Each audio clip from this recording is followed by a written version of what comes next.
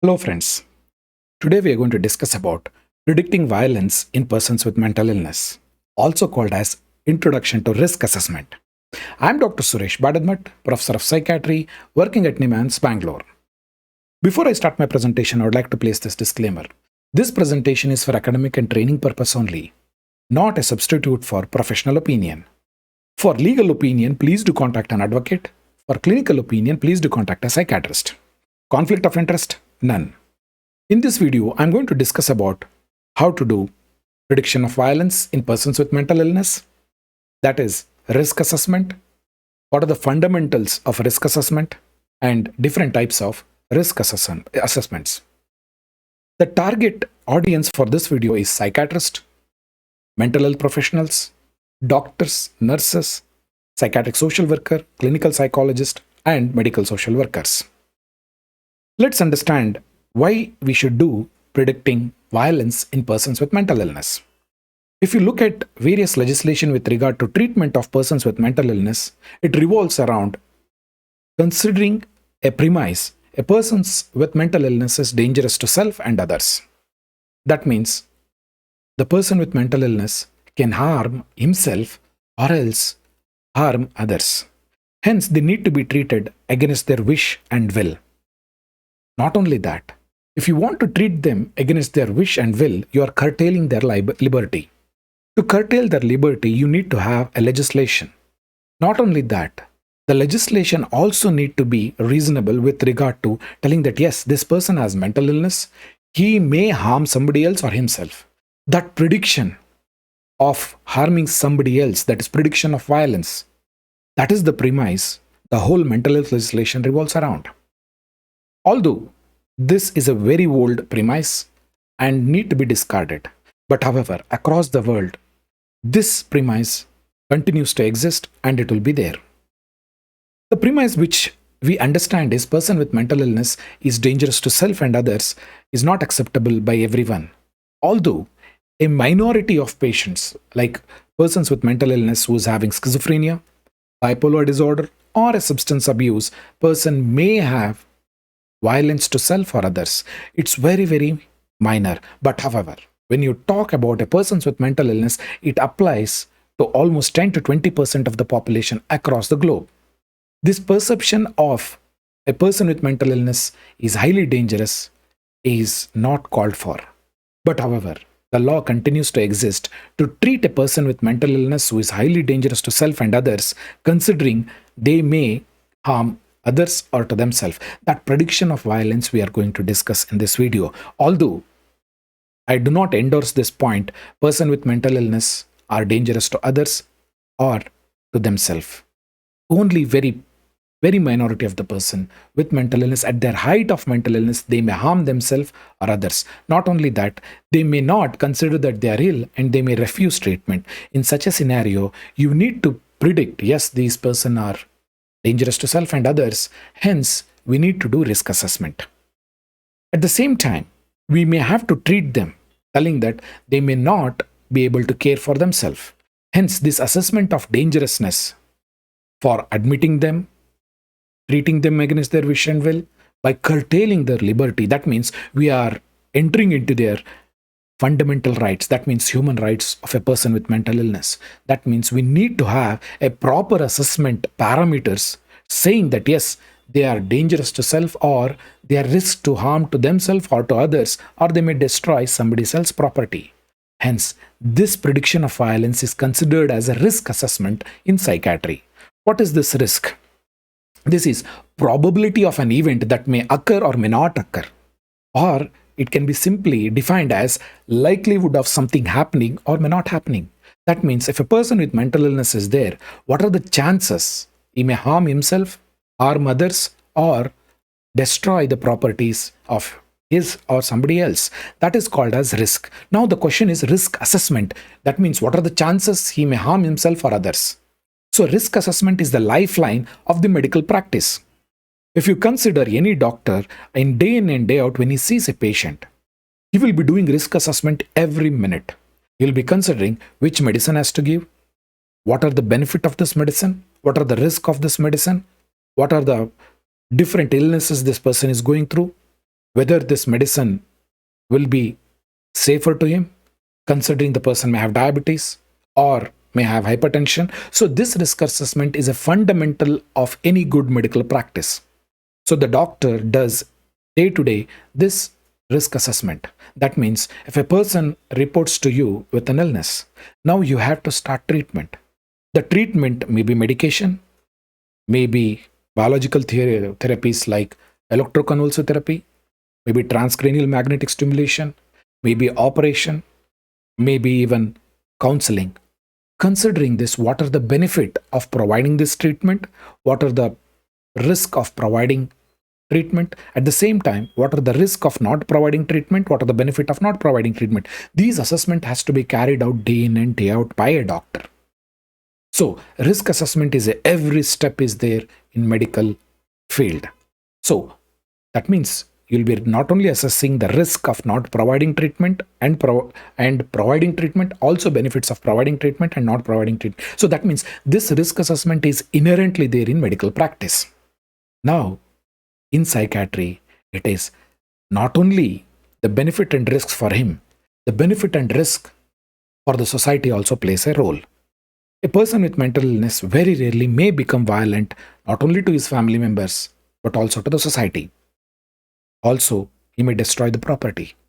Hence, this risk assessment plays a crucial role because this risk assessment should be appropriate, acceptable, accessible, and also it should be justifiable and it should be reasonable so that we can apply least restrictive environment for a person with mental illness.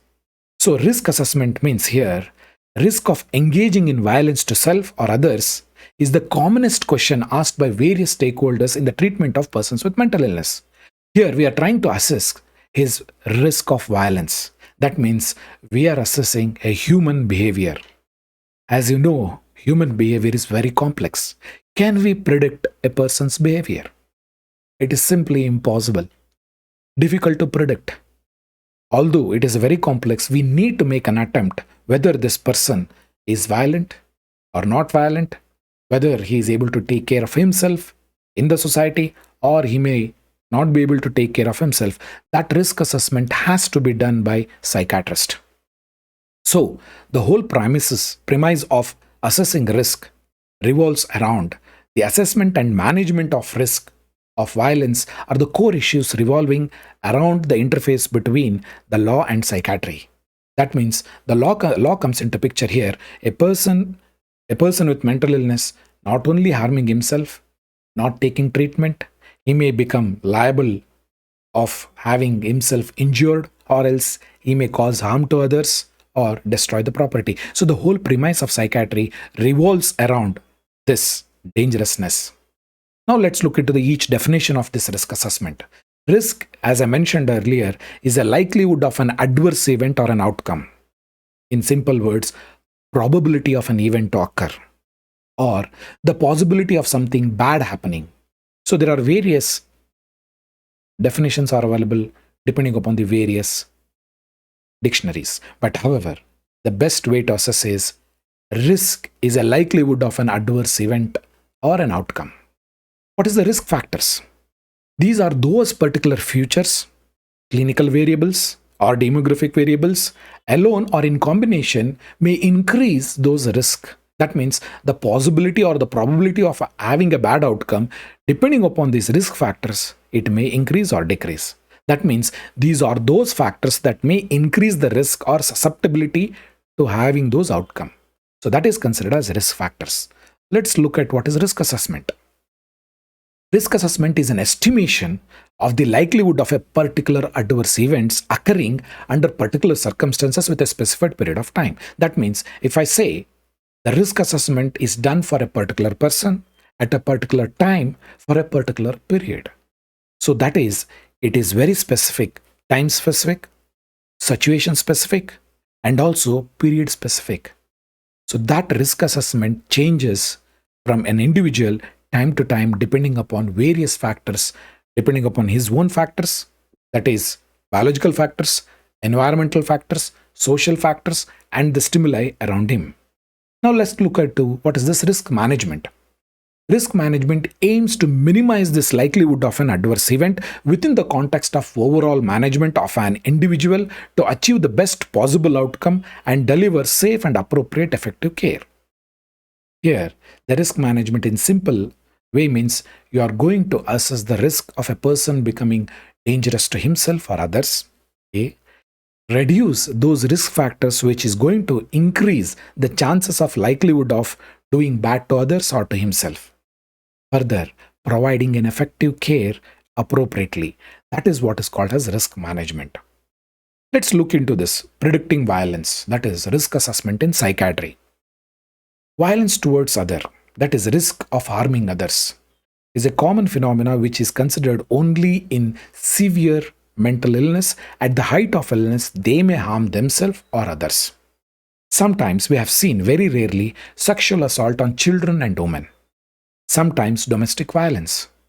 Sometimes we have seen a person with mental illness becoming aggressive towards colleagues, towards the community, or any organization or any country. Sometimes, very rarely, public nuisance. That means a person with mental illness shouting, creating disturbance, very rarely masturbation in public. So this risk of harming others is one important factor where the risk assessment is called for. Risk of harming self. That means here is a person with mental illness who is consuming alcohol or other drugs. That is harming to himself, refusing to take food, deliberate self-harm, suicidal attempt, death by suicide, sometimes financial harm. That means a person with mental illness, especially with mania, may start donating money, shopping, gambling, gaming. So various factors may harm his financial matters, or else sometimes they may become disinhibited. They may disrobe themselves in the public, or else they may high risk for sexual contact and also having sexually transmitted diseases. That means risk of harming to self is also there. Risk of self-neglect, refusing treatment, refusing to get admitted to the hospital, poor compliance to treatment, poor self-care, poor health care, and wandering persons with mental illness at large. That means we may see many homeless mentally ill people roaming around at large in the community. So these are the risk of self-neglect. Further, risk of destroying property. It may be public property, private property, vandalizing various vehicles are seen. Rarely I've seen a couple of cases which would have erupted into communal violence. I remember even one of a person with mental illness, at height of his mental illness, entered into a temple and started abusing God.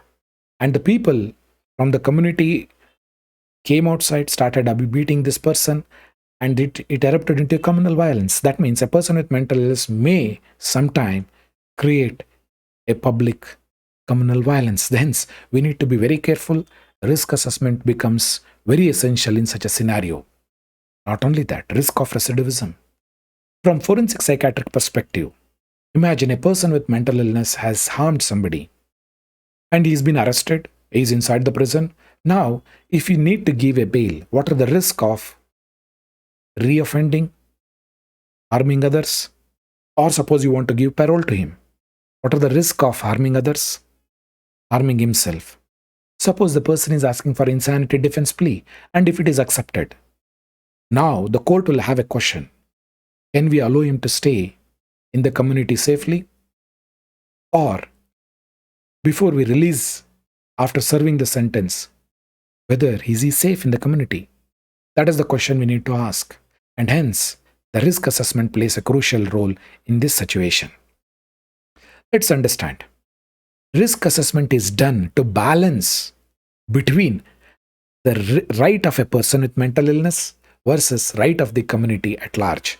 That means, on one hand, we have a person with mental illness whose rights needs to be upheld without curtailing his liberty. At the same time, rights of the community or a public at large needs to be preserved. So the risk has to be assessed considering where we need to move forward. So that means here there is a challenging rights of a person with mental illness versus rights of the public at large. Although the rights can be curtailed when public interest at large prevails. So earlier mental health legislation, if you look at it, they were considered a person with mental illness is dangerous. Dangerous to self or dangerous to others. But now the concept has evolved. Now it is considered as risk to others or risk to self. So here afterwards, I'll be using risk to self or risk to others, not the word dangerousness, because dangerousness is a very old concept. And dangerousness means, what do you mean by dangerous? Can we define it?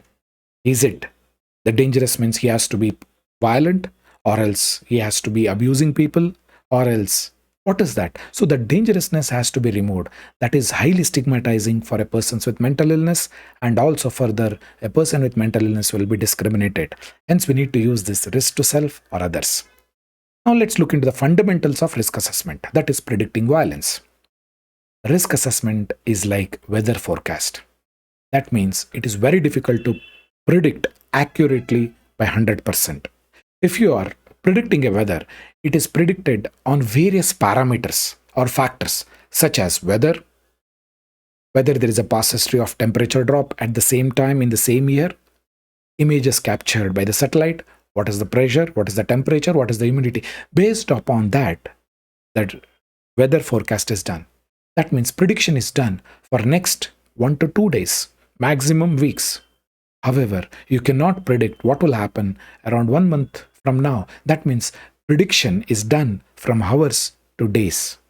Prediction cannot be done for next 1 year, maybe 2 years, because we will not be able to know what are the factors operating at that time. Hence, risk for a given individual fluctuates in a given time. Risk is dynamic in nature. Risk is not static phenomena. Once you do an assessment for a specific person at a specific situation and a specific time and a given period time only, you cannot do a risk assessment for next 3 years, 5 years, because we do not know what are those factors which will be operating at that time. Risk assessment outcome is based on several factors, such as genetics of the person with mental illness, what are the social situation, whether he's using substance use, what is his personality, what is the environment, what are the family members doing, are they provoking him, whether their name calling is there, what is the background of the person who is assessing him. All those factors will play a crucial role before a violence is triggered. That means just because a person has mental illness does not mean that he is risk to self or others. Hence, there is a need for frequent assessment whenever there are factors around him, the environment changes. That means risk assessment fluctuates every minute. Risk assessment is like taking a snapshot of the current event. That means if you are doing a risk assessment, that is valid for that period, that time only, not after 1 week or after 1 month. If I am doing a risk assessment of a person with mental illness today, that means his risk assessment is applicable today only, not for tomorrow. It is difficult to predict a long-term risk of committing a violence. I'll be able to say, Mr. X, currently, his risk assessment today is mild, moderate, severe. I'll not be able to predict 100% even now for today's time. I'll not be able to predict for tomorrow. I'll be able to give a snapshot of the current cross-sectional examination.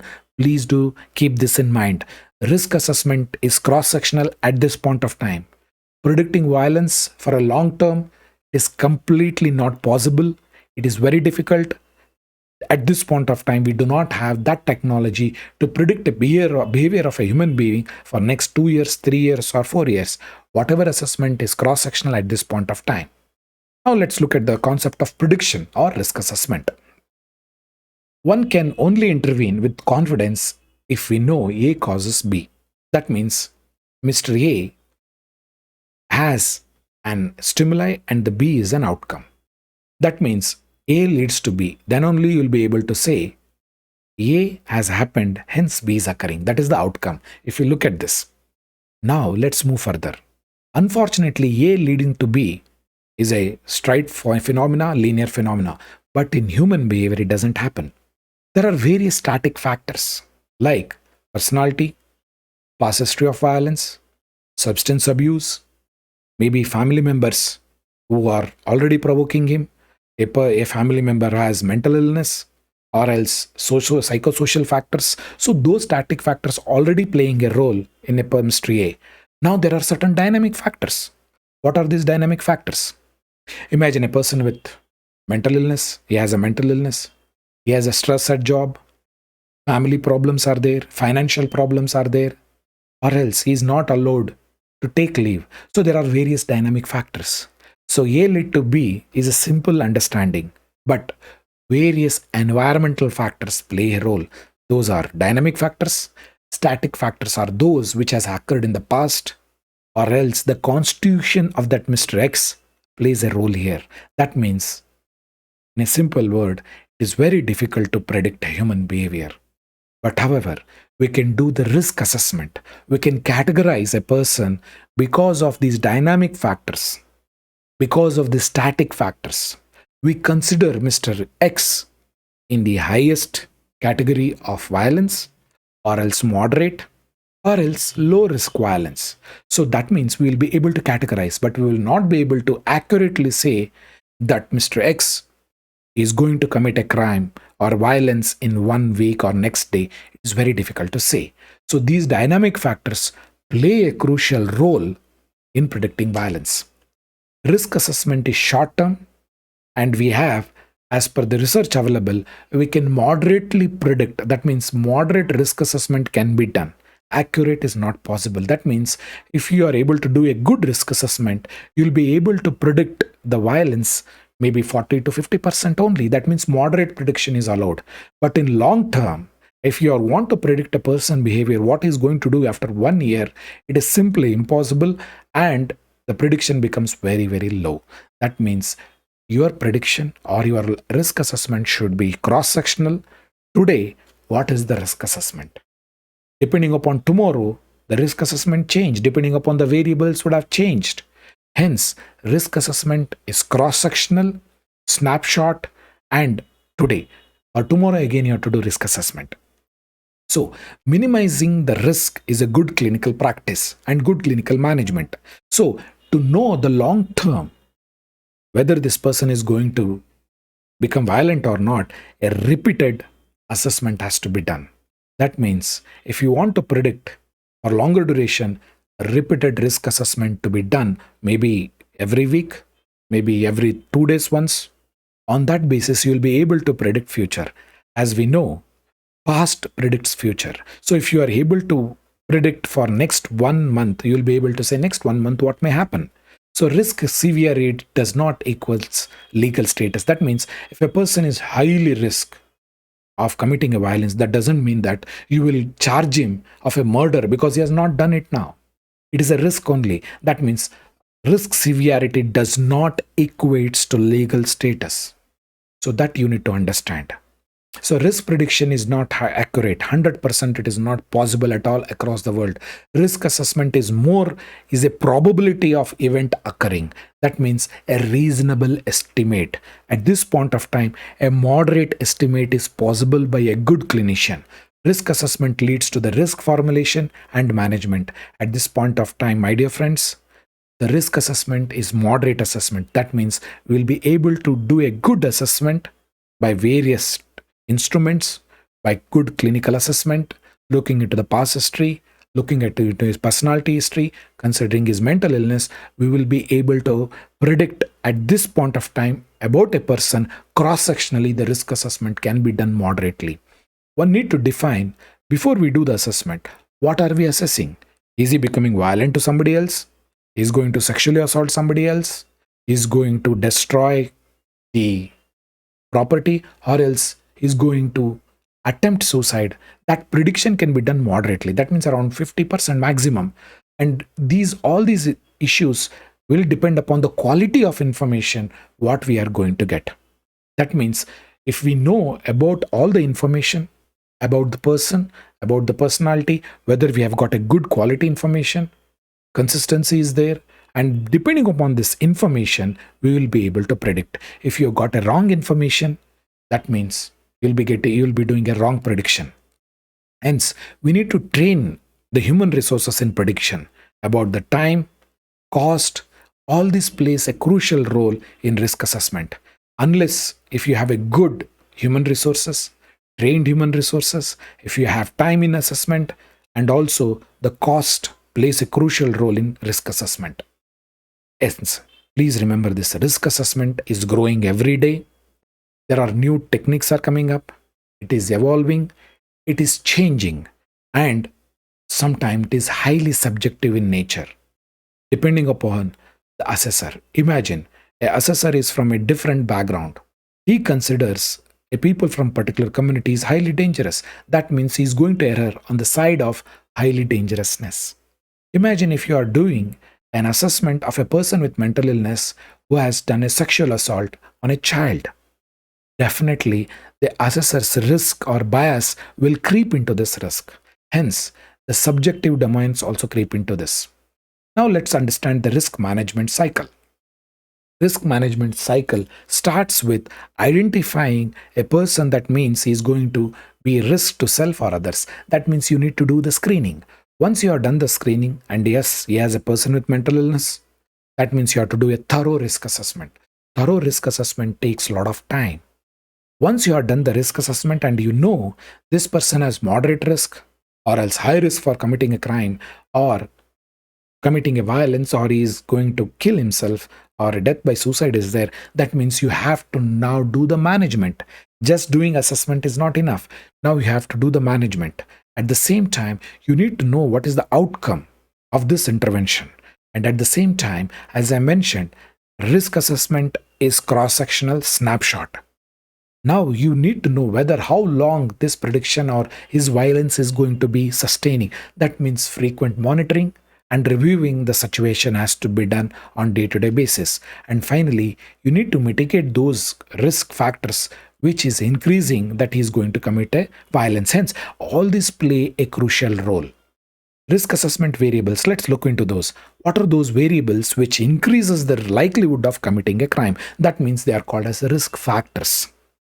Risk factors is one is patient-related factors, environmental factors, historical aspects, that means past history of violence, from what family is coming up, what is the perspective of the assessor, what is the assessor's background, and the context and time when you do the assessment. All these variables play a role in assessment of risk. Now let's understand those various variables I am discussing. Risk factors for harm to others. That is, based what is the intervention you are going to offer. What are those harm to others is considered. That means violence to others. There are three different types of assessment which is done. One, it is static factors, which do not change over a period of time. They are highly predictive in nature. That means if a person who was violent earlier, who has a history of substance use, who has been arrested many times in the past, that means they are stable. Once it is arrested long back and he has committed a crime, they are highly predictive about his future. Next one is dynamic factors. Dynamic factors which change very fast. For example, stress, how he is able to deal with stress, person with mental illness, whether he has mental illness or not, whether he is using alcohol at this point of time, drugs he is abusing or not, whether the family members are highly critical or not.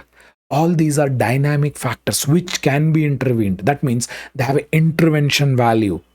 You cannot change the static factors. They have occurred in the past, or else the person's gender, age. Whereas dynamic factors are those factors which you can intervene, which you can do some intervention. You can prevent to some extent these violence. Hence, they are intervention value. For the relative stable factors, these relatively stable factors also have intervention value. For example, a person has emotional dysregulation, or else he is as commonly called as a short-tempered, or else he becomes very angry easily. These are his personality traits. Now, by doing therapy, by teaching anger management techniques, teaching him how to delay his gratification, or else by teaching certain techniques, you can delay his expression of anger. That means there are certain relatively stable factors, maybe personality traits, maybe substance use. By providing treatment for a period of 1 to 2 years, his risk factors may come down. By providing treatment for his mental illness, you can bring down his risk factors again. So these again have intervention value. So you need to keep three important things in mind. Static factors which you can't do anything. There are dynamic factors which occur on day-to-day basis. There is an intervention value. and relatively stable factors where there are some amount of therapy can be done and you can make an effort to change these. Let's look into these static factors. Static factors are demographic, age, gender, which you can't change, I can't change, death of a loved ones, past history of illness, psychiatric illness, past history of substance use, drug abuse, past history of conflict with law, he has been arrested, past history of poor compliance to medication, family history of mental illness, child sexual abuse, is already having impulses towards having sex with children, incurable illness such as cancer, HIV, head injury, organicity of the brain, personality disorder like antisocial personality disorder, borderline personality disorder, paranoid personality disorder, or loss of empathy. These are all the stable factors or static factors. Static factors means it is difficult to change. Moving to the dynamic factors. Psychiatric illness, by providing treatment, you can change them. Access to victims. If a person has delusion towards a particular person, you can prevent the access to that victim. Access to weapons and drugs, employment, awareness and training of personnel. If you are having a good risk management, that means you can avoid the risk of violence, environment, relationship, training family members, doing intervention in expressed emotion. If you are able to teach him how to deal with his stressors, stress, supervised medication, legislation facilitating treatment, and stigma. If you're able to deal all these things, these are dynamic factors and this can be intervened. Relatively stable factors. Marriage. If a husband is highly critical about his wife and is continuously criticizing her, that means her depression is very difficult to treat. Finance issue. Insight about illness. Attitude about women and violence. Substance use, drug dependence, family therapy or family support, anger disposition, contact with treatment provider, relationship issues, and mental illness. These are relatively stable factors, but they are amenable for treatment, amenable for intervention. Now let's look into the risk factors of self-harm. Risk factors of self-harm can be divided into an act of harming himself, whether there was a planning, advanced preparation, advanced, whether he has planned to cut himself, what is the assistance, whether he went to website, learnt about this, intentionality, what is the clear intention of killing himself, whether he is clear, what is his future intention, lethality, that is use of severity, or what are the fatal methods he has thought of committing himself of death by suicide. Imagine if suppose a person wants to jump from 20th floor, do you think he will survive? The chances is very, very low. That means the modality of committing suicide, that is the lethality. Stressors. What is the stressor at this point of time? History of similar act. That means whether he has past history of attempting suicide is there or not. If a person has attempted suicide in the past, that means there is high possibility he will complete the suicide at this point of time. Recent life events. Somebody has died, whether he has lost a job, whether the past history of psychiatric illness, whether he has any medical history of severe illness, HIV, cancer, chronic debilitating illness, whether he has this, that will lead for him to attempt of suicide. Social circumstances, whether he has a poor housing, financial difficulties, social isolation, maybe legal problems, his bail has been rejected, work-related problems, all those also will play a crucial role. Family history, whether there is a family difficulties, lack of support from the family, suicide in the first degree, already family history of suicide is there, that means he's at high risk of suicide. And what are the immediate stressors? Substance use is found to be highly correlating with suicide. Intoxication, withdrawal, relationship issues, family or financial support, non-compliance with treatment, persecution or threat from others, loss of death by death of a family member, financial stressors also play a crucial role. Access to weapons, pills, victims, situation where he is, whether he is at home, alone, prison, hospital, and also what is his attitudes about death, and whether refusal to cooperate for treatment. All these play a crucial role in risk to self of committing suicide. Let's understand about the mental status. What is his attitude? That means disappointment, indifferent of being alive, intent of committing suicide is very high, whether he is depressed, agitated, and incongruence affect is there, behavior threatening to self, threatening others, verbal and non-verbal risk factors have been communicated, deliberate self-harm is there already, browsing for suicidal ideas or browsing how to commit suicide if it is there, all these play a crucial role. Further, whether he has hopelessness, whether there is a repeated thoughts of ending life, whether he feels that there is no hope in the future, thoughts and fantasies of deliberate self-harm, persecutory ideas, feels that somebody is controlling him, delusion of infidelity, whether he feels some of them are controlling him, thought broadcast, thought phenomena, and also command hallucination. All these are high risk for mental status considering that he is going to commit suicide. Now let's look into what are the protective factors or resilience factors which protects from violence or else from the committing suicide. Good relationship with family members, maintenance of family routines and rituals. Hence, we need to celebrate festival as a family. Good life skills, good engagement with services like hospital, therapy, keeping in touch with the psychiatrist, good strong social network, good family friends, strong religious belief, spiritual grounding is there, strong internal locus of control is there, capacity to reframe adversity. That means if a person finds an adversity and he feels every adversity is an opportunity to learn, that means that fellow will grow. If every adversity is considered as why me, instead of thinking try me, that means this person who feels that why me, that means he's highly in stressful situation. If a person who is highly positive and says, okay, there is an adversity, try me, I'm going to challenge it, I will learn new things, that means resilience factors also play a crucial role, especially in suicide. Now let's understand types of risk assessments. There are three important types of risk assessment. One, it is considered as first generation. That is a plain clinical assessment. That means here a clinician will do the assessment without the help of any instrument. That is unguided, unstructured clinical assessment. That is first generation. Second generation is actuarial assessment. That means here a clinician will be using some statistical methods by using instruments or tools for risk assessment. That is the second degree. Third generation assessment is structured clinical judgment. That means it is a combination of clinical judgment and actuarial assessment is done. That means combination of clinical judgment and also using risk assessment tool. So combination of two will give a good risk assessment. That is the third generation assessment. To conclude, my dear friends, accurate prediction of violence is impossible.